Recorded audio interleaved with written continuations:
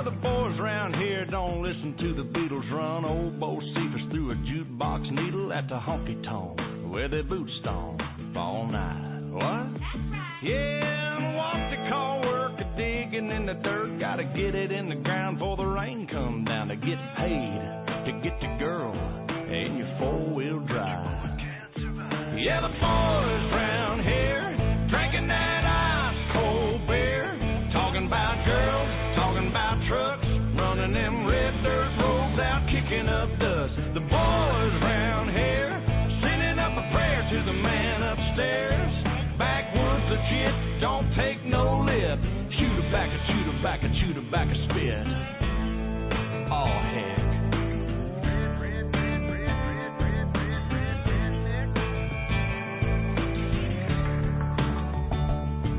Well, the boys around here, they're keeping it country. Ain't a damn one know how to do the Dougie. No, I'm not in Kentucky, but these girls around here, yep, they still love me. Yeah, the girls around here, they all deserve a whistle. Shaking that sugar sweet as Dixie Crystal. They like that y'all and southern drawl and just can't help it 'cause they just keep falling for the boys around here.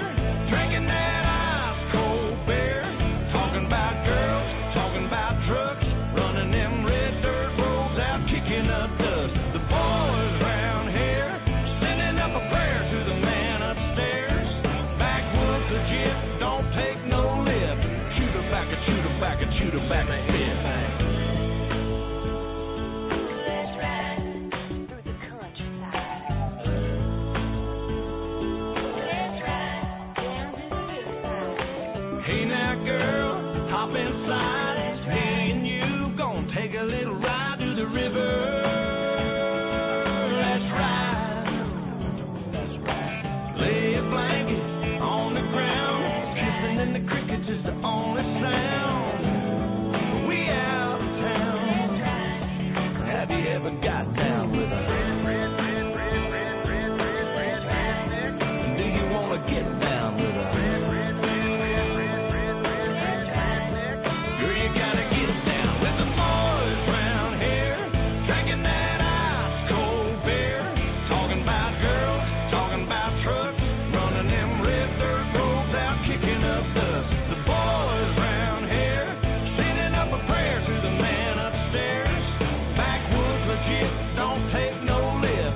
Chew tobacco, chew tobacco, chew tobacco. I'm one of them boys round here, drinking that ice-cold beer, talking about girls, talking about trucks, running them red dirt roads out, kicking up dust. The boys round here, sending up a prayer to the man upstairs. Backwoods legit, don't take no lip. Chew tobacco, chew tobacco, chew tobacco, spit.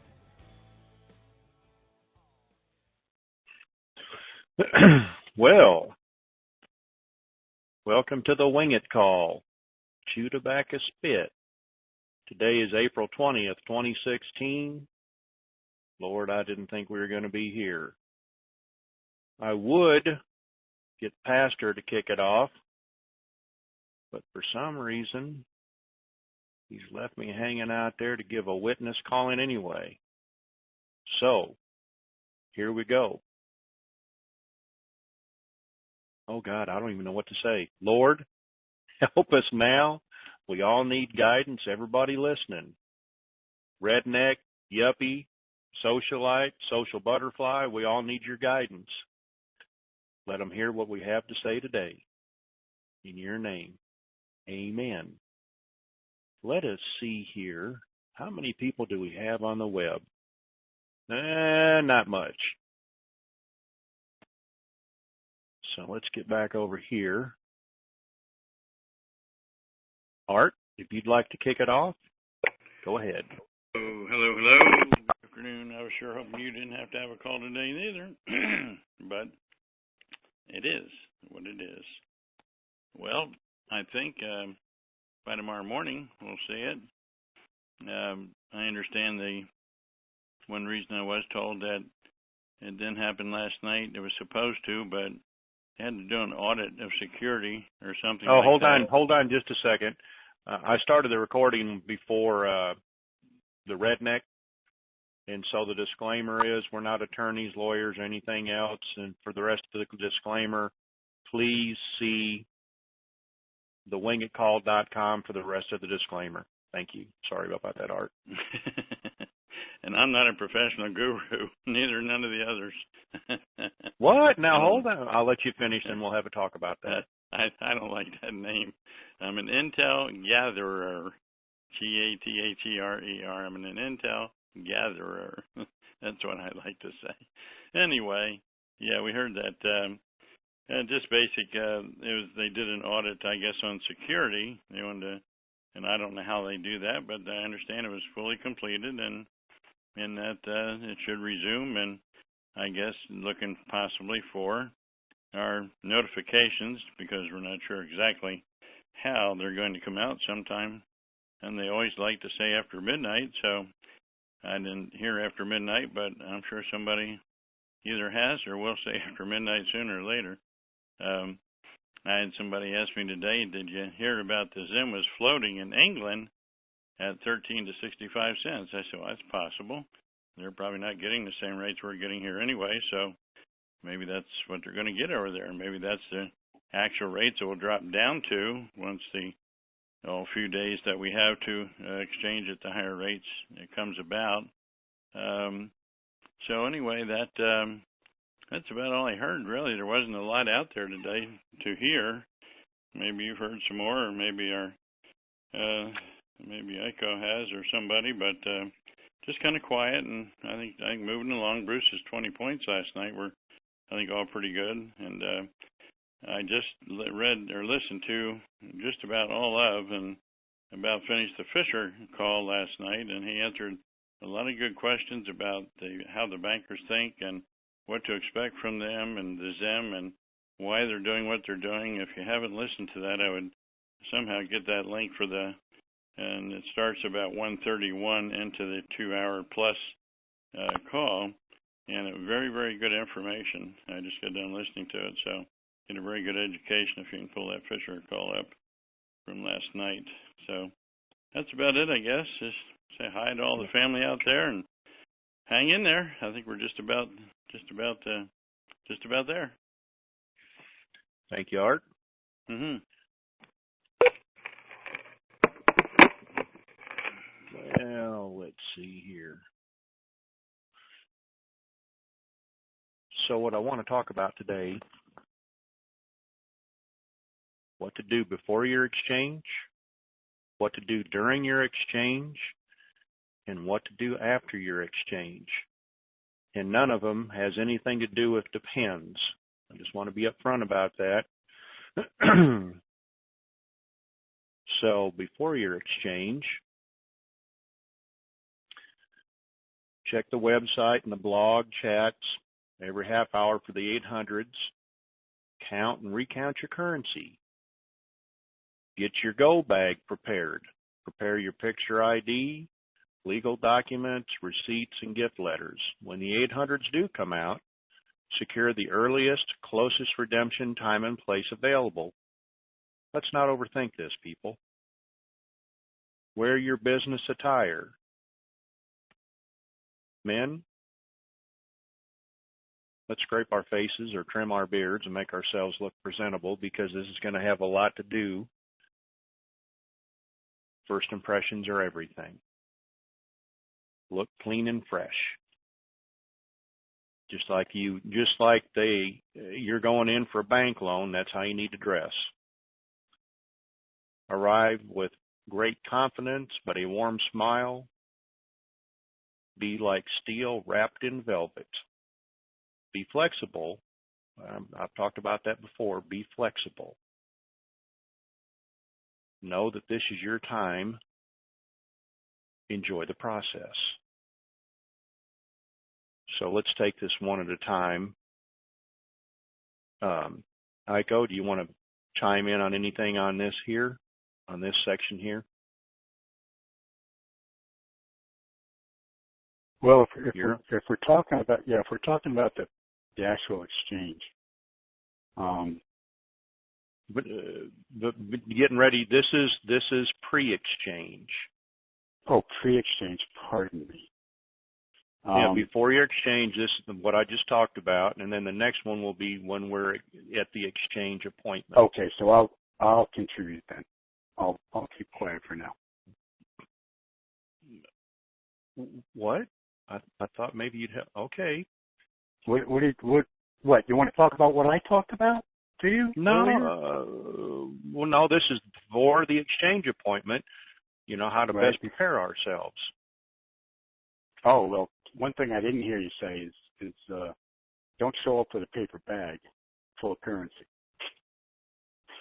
You know, business attire also means that a briefcase or a folder, something that shows respect. I think that's probably the key thing. Everything you want to do prior to it, to prepare, you want to look respectful. So I don't know what else to contribute at this point. Well, something that I did, I went through all my currency and I put all the same denominations together. Yes. Counted it. Look organized. Yes. Got one of those steel spring clips. It's got the little handles on them. I got me a 3x5 business card. I wrote how many were in there and the amount. Yep. Wrote it on there, and I did that with each and every one. And the VND has a lot of different denominations. That way, when they stick it in their counter, you've sped up the process. They're happy. You're happy. Everybody's happy. So if you haven't done that, please do that. Do it, because yeah. And if you ever notice how bankers always arrange the bills face up the same direction, all of that, they're not, everything is so you can read it. It's not upside down, etc. Do that with your currency. Do that with your currencies. It's a sign of respect, and it shows that you're organized. And these are the things that are going to translate into your exchange. The way you prepare now is going to translate into the energy you bring into that exchange. So if you look organized, you look clean, you look smart, and you don't look paranoid. That's the one I want to talk about later on. Okay. And also the thing. Go ahead. And again, other people have mentioned this, but center yourself as well. Practice being calm. Even actors and actresses do this all the time. They look in the mirror and say their lines, and that's not as phony or funny as it sounds, because you can look really weird sometimes without knowing it. And if you practice looking into the mirror the way you want to look, you'll start to feel that in your facial muscle, and you literally train yourself to look the way you want to be perceived. So all of that, practice makes perfect. It's true. Also, if you've counted and you have it numbered on your card, the series of whatever it is, if it's 1 note, 5 notes, or 100 notes, if there's a discrepancy, then right then and there you can address it. Yep. I counted mine. I put the date on it when I counted it, and banded it all together. If you want to do it today, redo it and put a date on it that you counted it. It just shows them that you're there to take care of business, and you can take care of monkey business later. So that means, and I really hate to say this, that means no drinking before you go in. Save that on ice when you get back out. Go to your favorite store, get your favorite beverage, have it on ice, so when you get home, because you don't want to do it out in public. So I think we've got that portion covered. When you walk in because with the attitude, I'm here and I want to do business. So now that we're at the exchange, before you go in, pull a pastor. Get on a knee, sit in your car, just ask for guidance as you're going through your appointment. and to make your words pleasant to the ear for the person on the other end. And just ask. I practice now. Lord, help me. I need all the help I can get. So when you're inside,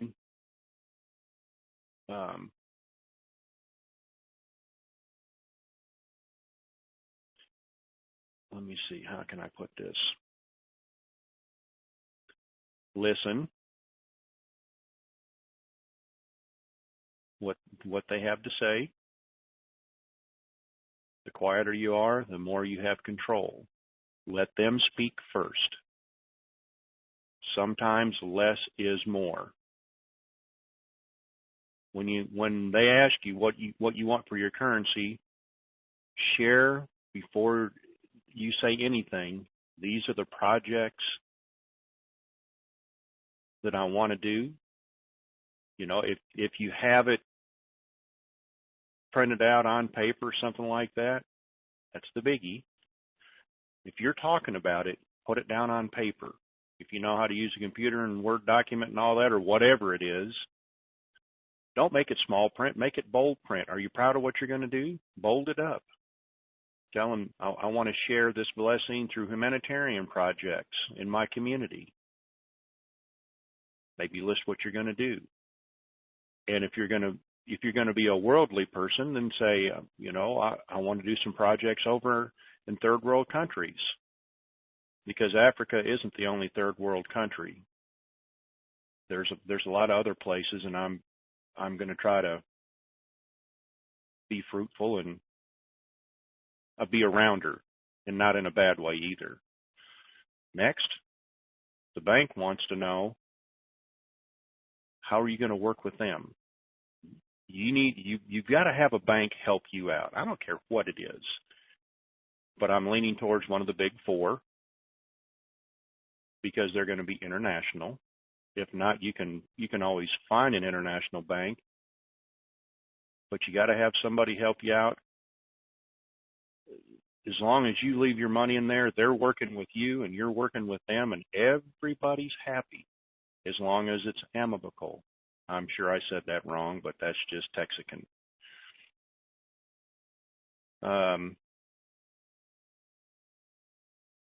This is the other thing. Banks are looking for how to protect themselves and yourself. Your number one objective is to protect and grow your new principal as long as safely as possible. So it's like a legacy. We discussed this earlier in the last call: longevity and perpetuity. So those are the three things that you talk about when they ask what you want for your currency. Share what you're going to do first. Then let the banker make the first rate offering and either go up or down and accept from there. Don't talk your numbers first. Encounter an higher offer by offering you're willing to leave your principal in longer. We talked about that on the last call. We have heard that now I think they're pretty well set on a 20-year structured payout for the ZIM. And I have heard that there's a 2-year structured payout on the other currencies. So I hope either you're writing this down or you're going to go back and listen to the call. So don't talk numbers first. Counter with a higher offer by offering you're willing to leave your principal in there longer. Negotiations first. Always refer back to protection of principal and reducing your exposure as your number one objective. Protection. How to protect it and grow it and not lose it in the first 5-10 years. Your greatest leverage that you have is this unusual situation is how long are you willing to leave your new wealth in their bank? Once again, they're more interested in time versus exchange rate or an interest program or an interest program is so you should be. Know also they are more patient than you are with your principal. The higher exchange rate and interest program you will receive. Expect to sign an NDA in order to receive the highest rate and interest program. Anticipate the entire start to finish process to take no more than 45 minutes. So have all your currency and everything. They're going to have a machine there to count different currency. Have it prepared. So that is when you're in there with your exchange appointment during the process. Iko?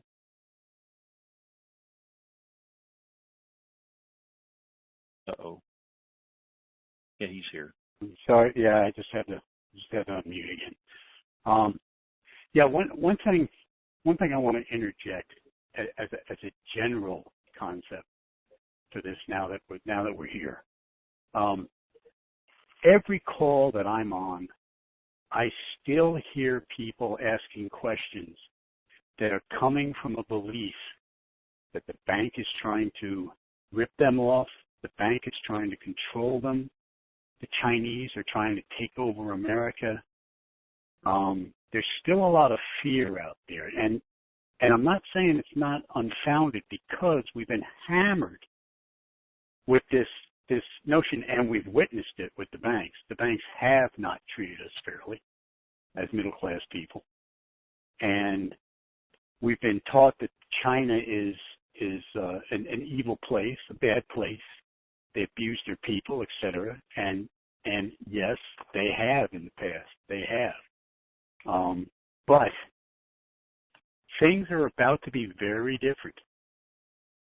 And the people who came up with this plan, this whole exchange plan, this whole world trade organization, architecture, all of that, the new world banks, the new reserve currencies, their goal is to make life better for everyone. Their goal is not to oppress, which is what the old regimes did, the Fiat regimes and the Rothschilds.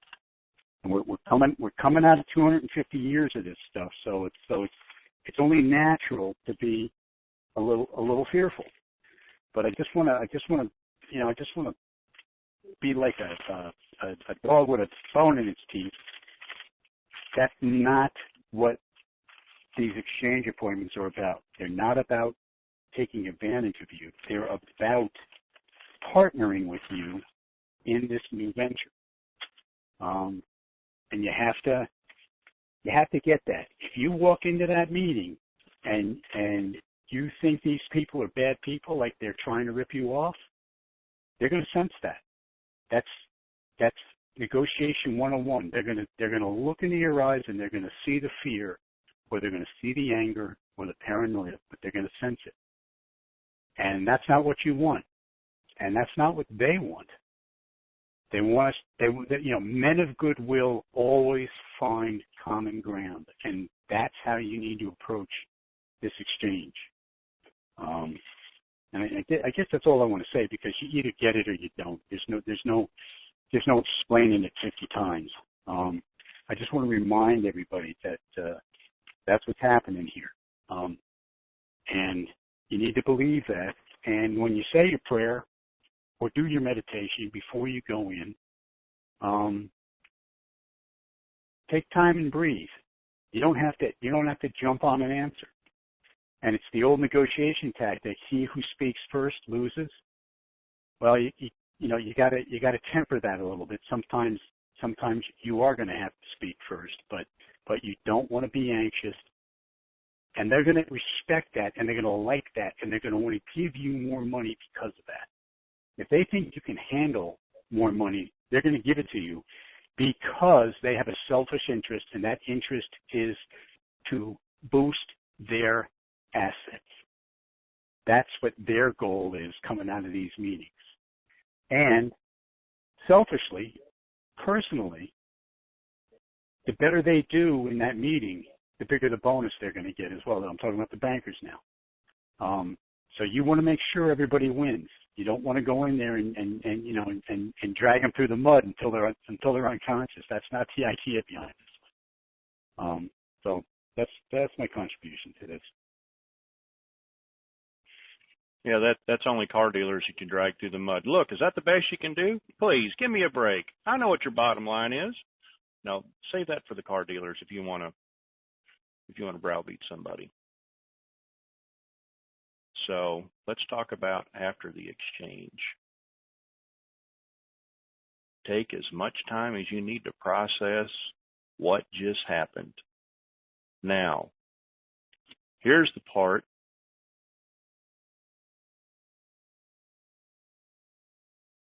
Okay, is the web still up? Somebody text me.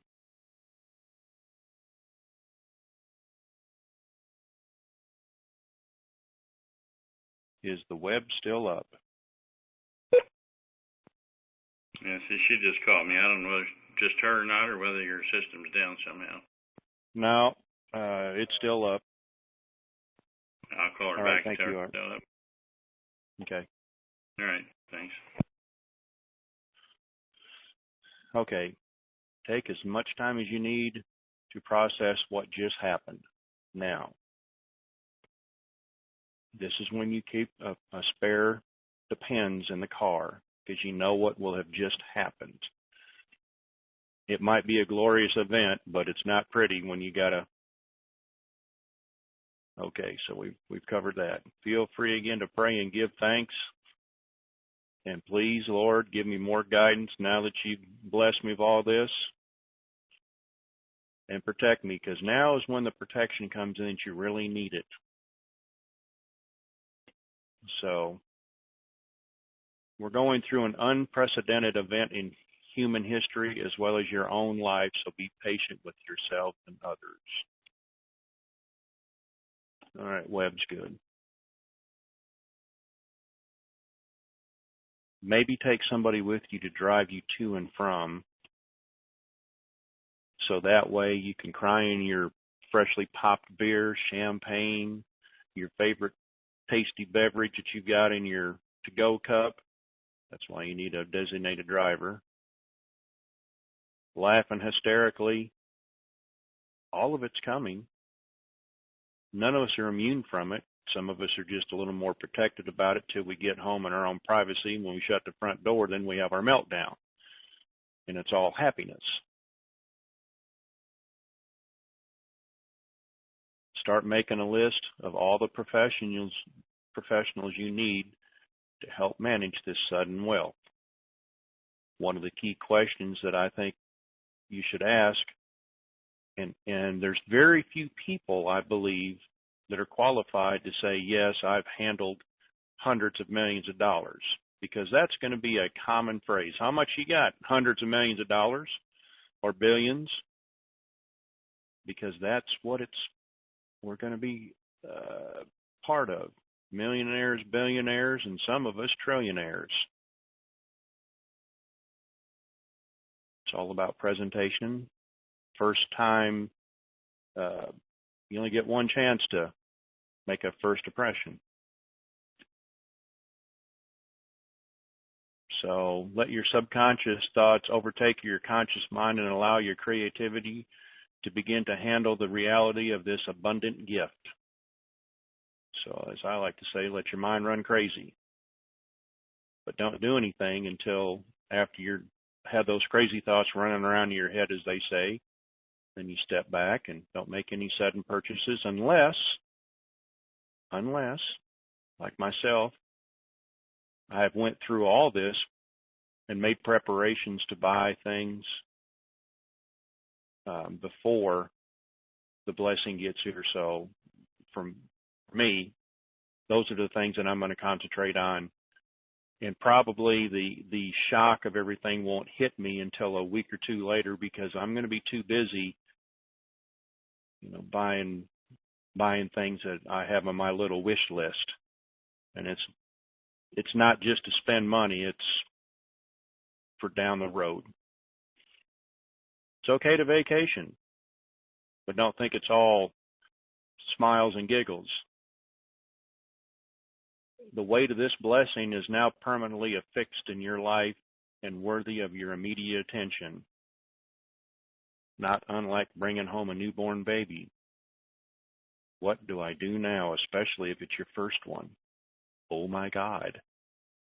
I didn't want to pick it up for fear I might break him or, leave a bruise on him. It's okay. You can pick him up. Somebody give me a spatula. Maybe that'll be better. I don't want to pick him up. I don't want to hurt. I don't want to drop him. Oh, yeah, I went through all that. I know people are probably laughing about that, but practice how you will share your new reality with others without giving away too much information, meaning zip your lip, move away from where you're at, because if you're in a new area, hey, what's your name? Joe. Hey, Joe, how you doing? Hey, nice car. Why, thank you. When'd you get that? Oh, the other day. Well, what do you do? Just tell him I'm in the investment business. Or, come up with something that's very low-key. So, silence and anonymity are your best friends. Keep your lip zipped and moving forward. Fight telling anyone anything specific initially, as this will get easier the longer you live with this wealth concept. So that being said, that's the after exchange appointment to-do list. Aiko? Yeah, speaking of keeping, tight-lipped about things, one of my neighbors, he's some kind of multimillionaire. I don't know how much money he had. I mean, I went with this guy to put down his last dog. I mean, that's how close we are. And I don't know how wealthy he is. And one day I was joking around with his oldest son, who's a very successful attorney in Midtown Manhattan, and I basically said, let's we were joking around about buying an island, and I said, yeah, let's get your father involved, and he said, are you kidding? And then we talked a little more, and he made this statement. I'll forget it. He goes, I'm 45 years old. I'm a successful attorney. I still don't know how much money the guy has, and my mother won't tell me either. They're the only two that know. So, and if you'll notice with wealthy people, they never, if the conversation turns toward how much money somebody has, they'll either get real tight-lipped or they'll actually walk away. It's just something that is simply not said. And that goes for your best friends. That goes for your siblings, your brothers and sisters. If one person finds out, everybody's going to find out. You always have to play your cards that way. If you're going to tell somebody something, everybody's going to know about it. So it might take a couple of years, but everybody's going to know sooner or later. And some things like this, you just don't want people to know, because everybody has their own opinion and concept of what it means to be wealthy. And you're going to get the whatever it is, the good and the bad with that. And what I've been told by people who are wealthy, one bad knocks down 20 goods in a situation like that. You simply just don't want people to know. So you're going to have to practice being private about your wealth. Doesn't mean you can't spend money, but they just don't know how much money's there. They don't know how deep that well is, and they should never do. That's a given. That's something I've seen with every single wealthy person I've ever bumped into, and I made my living working for wealthy people. I built their homes, I built their offices, I built their corporate buildings. They're all tight-lipped about it, and there's got to be a real good reason for that. Let's get back to Wednesday or Monday's call. Things to talk about at your exchange before you talk about rates, philanthropic adventures, humanitarian projects. What are you going to do around your community? If you haven't wrote it down, write it down. when the bank asks you, what are you going to do with your money? You'd say, well, I'd like to have a relationship with you. Can we talk about it? Now, this isn't going to be at the exchange.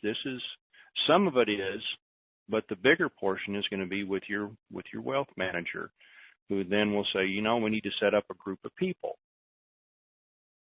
because you're going to need them. You're going to need a family office, especially if you have hundreds of millions of dollars. You're going to white-collar people working for you, taking care of your money. But you got to remember one thing. You pay for what you get. So don't be paying Walmart wages and thinking you're going to get Cadillac service. Because if your employees are not happy with the wage that they're getting, it will reflect in their performance. The 3 P's. Piss poor pay prevents or perpetuates bad performance. It's a 6 P's, but I got it messed up. Anyway. And if they're doing a good job, bonuses are not out of the question. Make them feel like they're part of the family. Now, there will be a learning curve or a curve between who you can trust and who you can't. We're all going to go through it. I've been through it. I'm going through it with different things. But eventually... Oops. Uh-oh. Is you, Ico? Okay. Nope.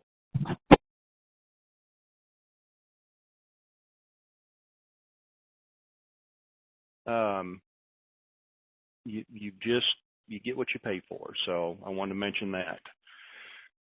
That's your partnership with go ahead. There's a common mistake that a lot of us make. I made it when my company first got successful. I wanted to reward everybody who helped me make that company a success. And it's a common term. It's called promotion to failure.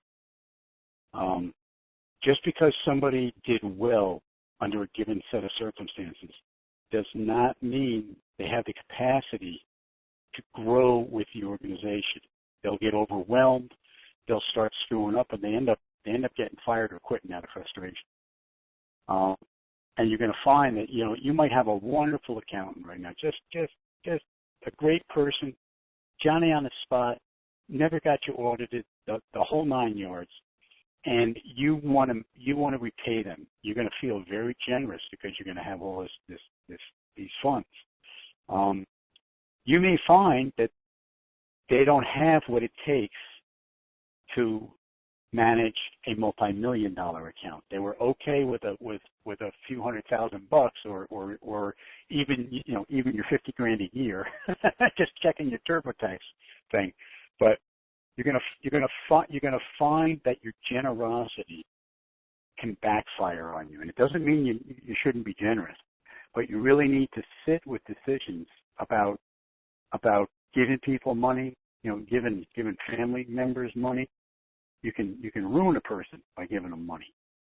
Some people simply can't handle it, and you now have to be the wise one. And again, watch that promoting to failure. Watch giving somebody too much too soon. Same thing, if I gave the little church that I grew up in $1 million, their heads would explode. They don't need $1 million. Do they have things that they need to repair? Yeah, the church was built in 1610. There's stuff in that church that needs to be fixed.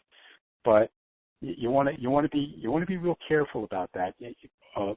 Too much generosity can really backfire on you, and that's going to be a post-RV mistake a lot of us are going to make. So if you make a mistake like that, you also have to be able to forgive yourself, and I mean that in a genuine way. Not, oh well, I screwed up, let's move on. That's not forgiving yourself, and we all know. Jerry taught us well about forgiveness a few calls ago. things like that. It's going to be present for all of us in one way, shape, or form. And I really suggest folks put together support groups with other folks who've just become wealthy. People that you've befriended in DNR land, because you're all going to have similar problems, and get with similar wealth levels too. Don't befriend a trillionaire if you're just a multimillionaire. They got their own problems, you got your own problems, and there's going to be a lot of learning. Not just the first 6 months, but really for the rest of your life. But I just had a good thought here. You're going to like this one. So you're single, male or female. This applies to you. Maybe down the road, nobody is to go through life single. God didn't make us like this. He wants you to have a partner. Now that you've got money, it makes it that changes the whole dynamic or the landscape. There we go. Changes the landscape of what you're going to do, who you're going to hang out with, where you're going to go. And also, it's how you present yourself. Just something to think about. Luckily, I got a good woman that, gives me heck. What are you doing now? Well, I'm talking on the phone. You're always talking on the phone. I said, yeah, baby. It's because I love you. Well, who are you talking to now? I said, a couple women that love me and they want to love you too. Oh, stop it. We have a great relationship. This is before all this money gets here. So just something to think about, male or female, and Lucifer, Satan, whatever you want to call him, knows our biggest weaknesses, and we all have those. Some just more than others. And you heard me talk about that. So it won't be right away. It could be down the road a year or two when I am speaking.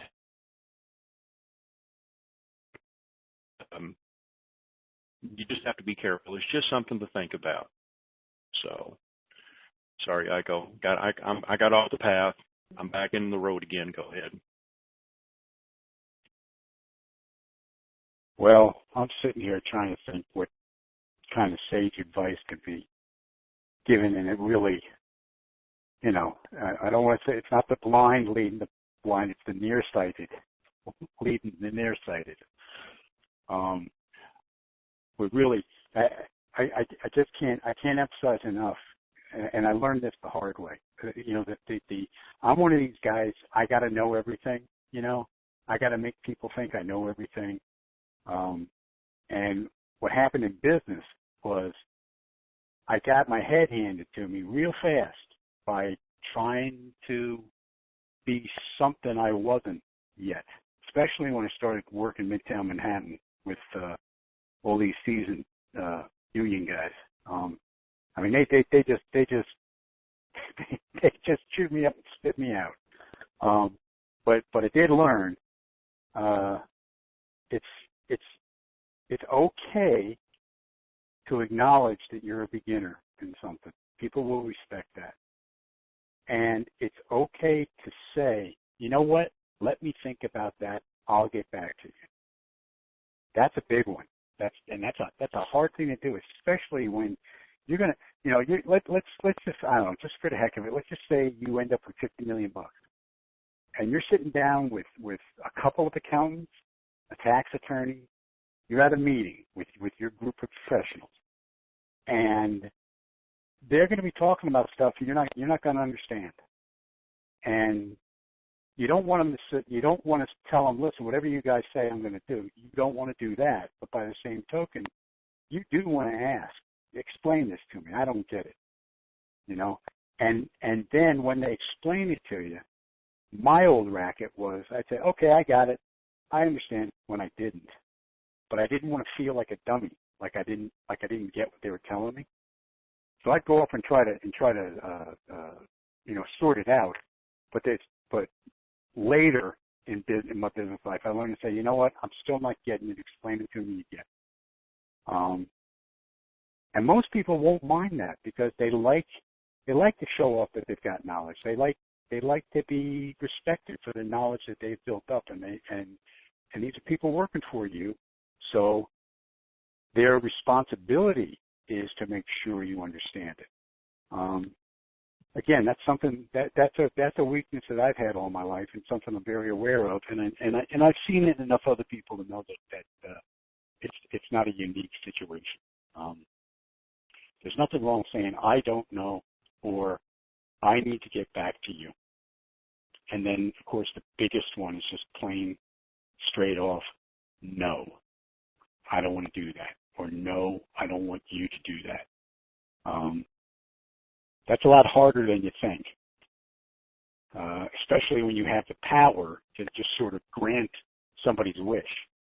You know, I want to, you know, if it's Dad, I want to, or brother, I want to, or, you know, and I want to do this, and to say no to somebody like that is tough.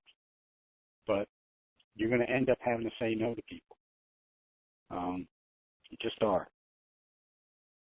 Hope Star V. What fun. So I say this because I put myself in this category. You're a dummy with money, and that makes us dangerous because after a while, when you say, I don't understand, but just don't say that and then not learn from it, because if you don't learn from it, then you are a dummy with money. So, yes, I don't understand. And then after you leave the meeting, go talk to somebody that you have a good rapport with. Heiko and I seem to get along pretty well, and he's called me some choice words that I can't repeat on the call by, where is your head at? And I said, let me check. Yep, belly button's clear. I can see out again. Well, pull it out. Okay, we've had those talks, and I'm not ashamed to say it, and it'll probably happen again many times before I'm below the dirt grade. But I'm learning. So we're dummies with money, and don't let anybody ever think that you're not learning. They might mutter underneath their breath, wish this idiot would get this. Don't let them hear, you know, if you hear those words out of their mouth, then it's time to end that relationship.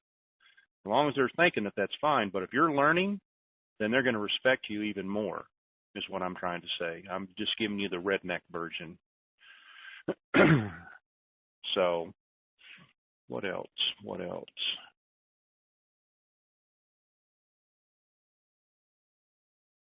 Oh, on the Zim, if you don't have a trust when you get in there, Wells Fargo will give you a skeleton trust. Now, what type? I don't know. I've discussed this before, but they're not going to put you in a position where you feel extremely uncomfortable because they want your business. Ask them what type it is. You know, revocable, irrevocable. What can I do with this if I want to get a different type of trust? Get your questions. Be precise. And most of all, ask your question. Shut up. Let them answer. If that doesn't work, ask another question. Approach it like a military. The sergeant goes, who did that? Did you do that? No, sir, I did not. Do you know who did that? No, I do not. You've answered their questions, and you kept it short and to the point. Approach this the same way. Something I had to learn. I didn't do this, but I got to flapping my gums, so I had to learn to stop that.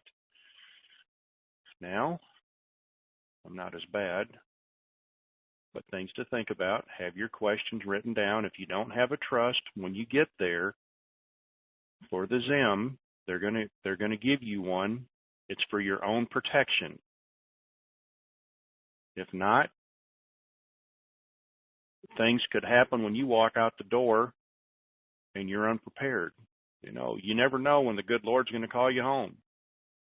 You could be walking out of the exchange and drop over dead. Well, you did what I wanted, but you didn't leave it where it was supposed to be. You understand what I'm talking about. Iko, help me out. I'm sinking here. I I don't know what else to add. But, you know, we're at that point. We really are. We're right there at the door.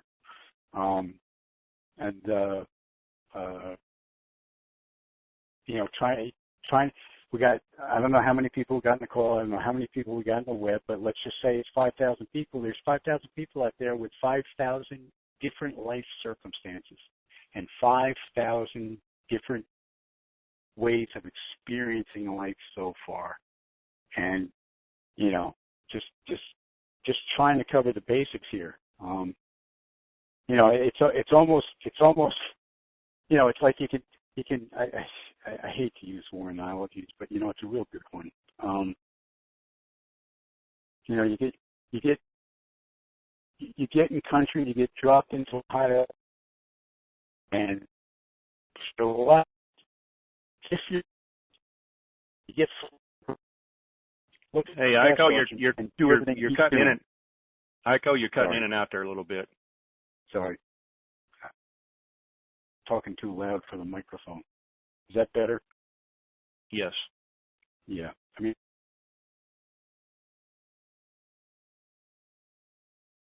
No, you're not talking too loud. You're cutting out.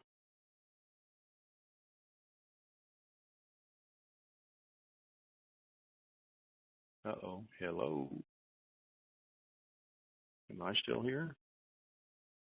Yeah, I'm still here. I think he hit a low spot. He probably fell in the well and he's not holding his arm up for a good signal feed. I'm sure he'll be back in a minute. Anyway, there's not a lot of intel out there to give. Just trying to get you prepared so when it's time to do your exchange, you're going to be ready. What you need to do post, have a designated driver, have your favorite beverage, from Diet Coke to Scotch on the rocks. I don't care. Have it in your traveler. Take a sip. Just breathe. If you have to, do the airline maneuver. Stick your head between your legs and just breathe. Go ahead, Iko.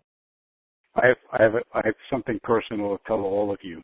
Next time you go into Verizon for a phone upgrade, you grab that little bastard by the lapel and you say, if my service changes and you're promising me this, I am going to come back and wipe the floor with you. This new phone I've got is so frustrating. It's doing everything wrong. My old phone did everything right, including satellite coverage. So anyway, there. Thanks. I just had to get that off my chest. Was that a PSA for Verizon? Yes, it was. Yes, it was. There's been a development in Dinar land. Seems there's been a division, and some people have went out on their own. Yes.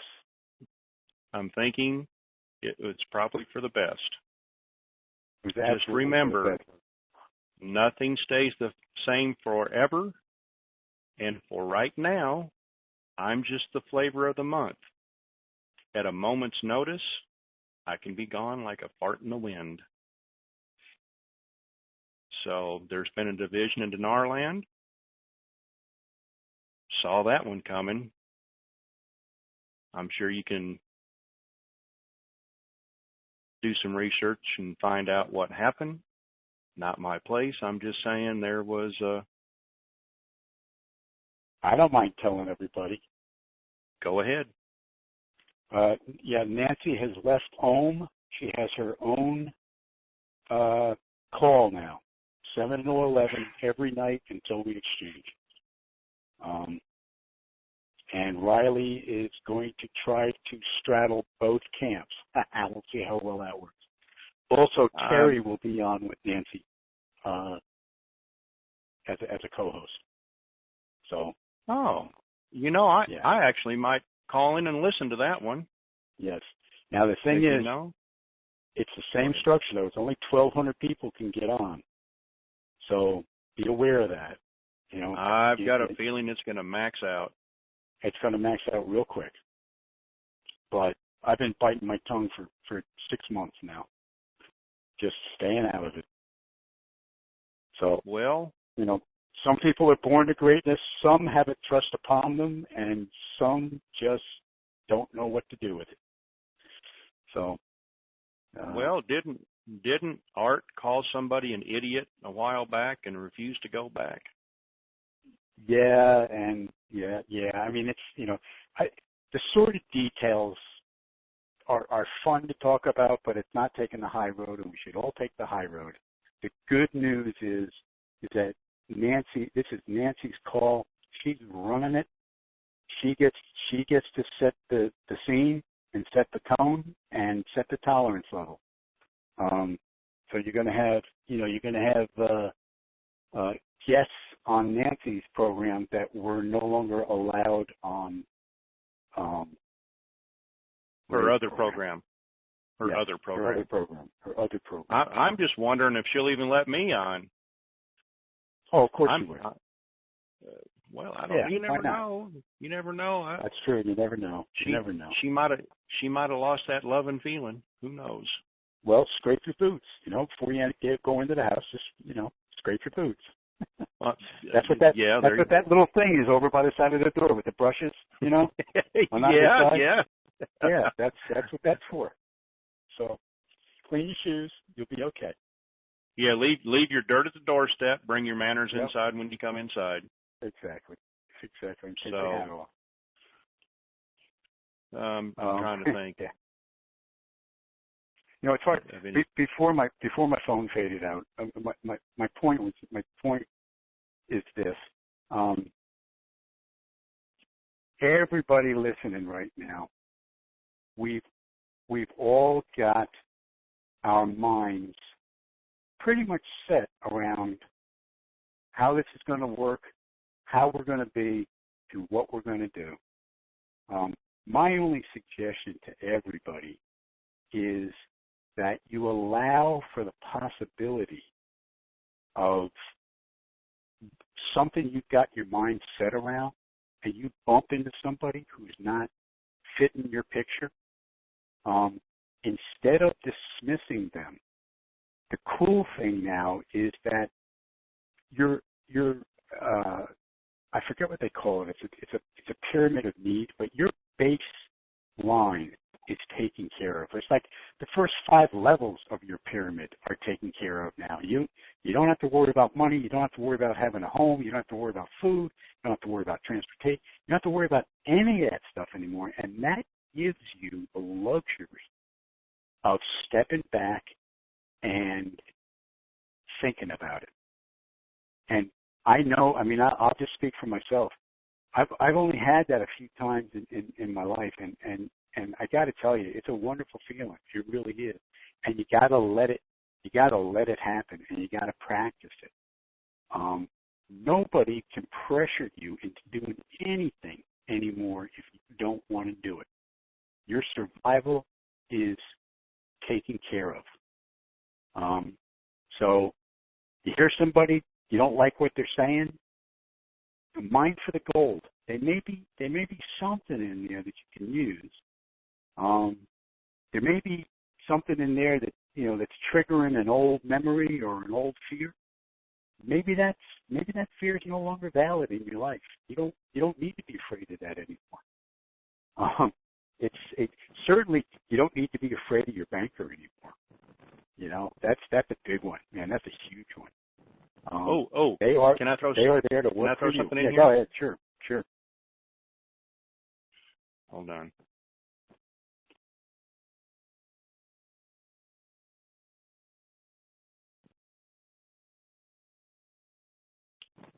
That's a good question. So, what were you talking about? Bankers. Oh, couple things. You know, you may not hit it off with your banker from the get-go or your wealth manager. Don't be afraid to say, look, we're not meshing too well. As long as you're leaving the money inside the bank, that particular bank, because it's human nature. Not everybody gets along. Me personally, I'm probably going to have one or two wealth managers. For me, you're not pressured to do anything immediately. You got all the money in the world. They'll wait on you. But if I call my wealth manager and he's got a cell phone, unless he's having a baby or he's dead, will be the only reason that he's probably not answering. And the first time that I hear, can I call you back?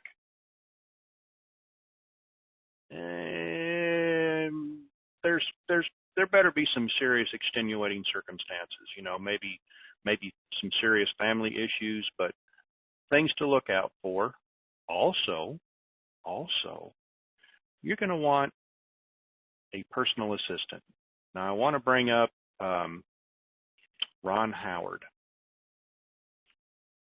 Ron Howard has had the same personal assistant, and she's an older lady. I don't know if she's still his personal assistant, but his children, they're on vacation one time,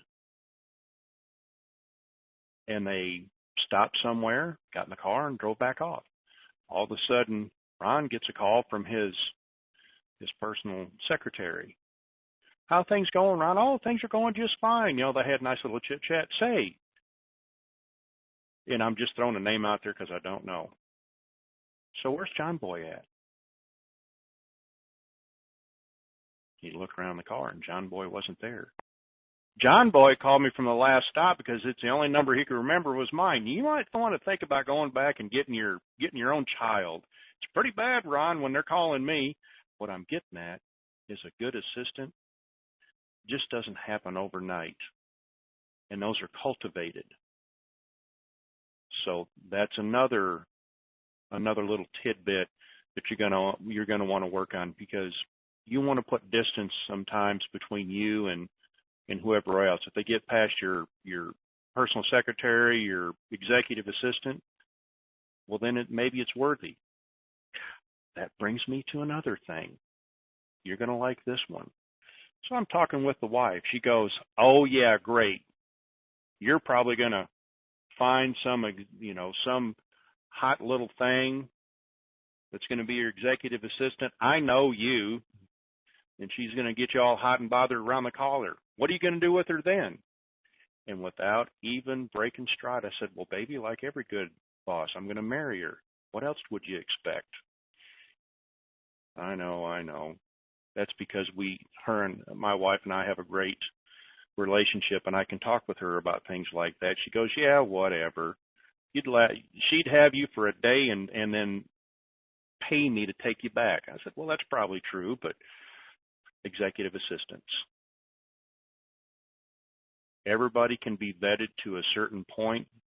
There's companies out there that will do that for you. Just like when you went to work for a bank, you know, you had to be vetted. Even if you go work at, say, a major metropolitan airport, you get vetted 2 or 3 times, first by the TSA, second by the Marshal Service, and then, thirdly by the airport itself. So there's companies out there that will do the vetting for you, and then, talk about their references. And before you make a decision, just take applications is what I'm trying to say. And no, don't pick the hottie every time, because there's more qualified people out there. My wife likes to watch that show, Downton Abbey. Oh my God, the butler, to talk about stuffy people and, prim and proper, but a good butler is worth his weight in loyalty. That's the big thing, loyalty, and it just doesn't happen overnight in developing relationships. Okay, Aiko, anything last you want to kick in? I didn't know they let you guys watch Downton Abbey in Texas. Isn't that on the banned list with the books and all that? You know, the first time that I even saw like 5 minutes of it, I said, "Baby, what the hell are you watching?" And she had to explain it to me and lost me at England. I said, "You know what? I'm going back outside." And then, of course, she put it on DVR, and then, "Honey, come in here. Can we watch something?" No, no. So I was indoctrinated against my will. Remember Dallas, the original Dallas Oh, yeah. TV show? You know how they always got dressed for dinner every day? Yep. That's one of my fantasies, that I'm going to be able to get dressed for dinner every day. It's never going to happen, but I always liked the idea of sitting down to a family dinner, and that's something that's gotten lost these days, with everybody having to work 10-hour days and and both parents working and not having time to prepare a meal. But that's actually something I'm going to try to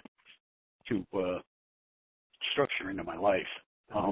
Maybe not every day, but maybe it's like Sunday dinner. Make that a tradition. If you want to have dinner, if you want to see me, I'm at the house having Sunday dinner, and if you're a family member, you're welcome to be there, or a close friend, whatever. We got opportunities to do things like that now, and I like that. That's a good feeling to be able to have that kind of freedom. So, and I don't, just in I case, don't know about I don't know about you, Iko, but I'm going to have and I don't want anybody to take this wrong, and I say this with the biggest grin on my face. I'm going to have me a round Mexican woman to help cook, because I love them burritos. Yes, exactly. Way too much, too much, and so she's going to have to learn to cook good food. Diet burritos. Well, yeah. I just wanted. I guess I just wanted to say. I know Patrick's going to wrap it up, but he's not here. He's left me holding the bag again. Well, in that case, I just want to leave everybody with this thought. We may actually be right there. It might be tonight. It might be 3 days. Might be 6 days. Might be after the weekend. But for lack of a better way of saying it, it seems that everything really and truly is done, and we're just waiting for the algorithm to release those 800 numbers. And we probably beat this to death, that that the real work wasn't waiting for the RV. The real work is what we're going to do post RV. Yep. But if you can find a way to center yourself, whether it's through the church, whether it's through yoga, I don't care. Not through the bottle. That's not going to center yourself. But if you can find a way to pull back from your everyday life and give yourself 30 minutes of complete private time, when nobody bothers you, where you can just sit there and think about or not think about what's going on in your life, that's a very valuable tool. And if you read books by wealthy people, by famous, successful people, you will find they all have done that in one way, shape, or form. They all take a moment every single day, and usually at the exact same time, where it's their time and their time only, and nobody's allowed to mess with that. I mean, you can read psychiatry books on it too, or books on whatever you want to call it, behavioral therapies and things like that. It really does work, and you'll be a much happier, wealthy person if you do that for yourself. Just say no to everything and everybody, period. And hopefully we won't have any more of these phone calls. So that's it. Thank you. What I'm trying to say is this is not just a Texasism. Reach down, grab your boots by the bootstraps, pull upwards because it's fixin' to get real, and now the real work begins. We've just been playing around, and whining. Yes, I said that. Whining. All of us have, including me. When's this going to happen? Well, reach down and pull. Up. So, with that being said. Say, fellas. Yes, sir. Have any idea when Nancy's call starts tonight or what? 7 p.m. Yep, Eastern, I starts believe. tonight. I hope she only has time for a one-night call. Yeah, Like a one-night stand. Yep. One-night stand on her part. There you go. And all it'll be is people complaining they couldn't get on. That was it. So, probably. Yep. I just got a text saying that would be real nice. That's for sure. I got a text asking what's her number to call. I don't know. Where do you find her number? Well, it's the same let me number. say this. Go ahead. You know what? I can give out the pin. I already got it. Oh it's Lord, don't Iko, if you do that, your name will be lower than a whale turd. Oh, I love that when that happens. Yeah, Iko texted to me. I've always been the black sheep. I guess everybody. You know what? We shouldn't give it out because people are going to find out all by themselves anyway. It's probably already booked. I asked, and she said, no. Oh, she did. Said, okay. why not? And then I get several text messages from my mods over there. Hey, can we put this in the forum? No, not yet. So her biggest fear is, and rightly so, is the regular people won't be able to get in, but they're just going to have to call in. It's a crapshoot, but what the hey. So that being said, let's go ahead and wrap this up. My apologies for not taking callers today, but I think you needed to hear what was going on, and so we wouldn't get sidetracked. I made the decision before the call started not to take any callers today. So that being said, Lord, take us home, show us the light, give us guidance, hit us with a 2x12, a 4x8, something, a big tree limb. We demand your guidance to get this going the way it's supposed to be. I don't want to be the stupid slave with the one talon burying it in the dirt. That's not the way. I want to be fruitful and productive. Show me the way. Amen. I'm going to stop the recording. That's a redneck witness.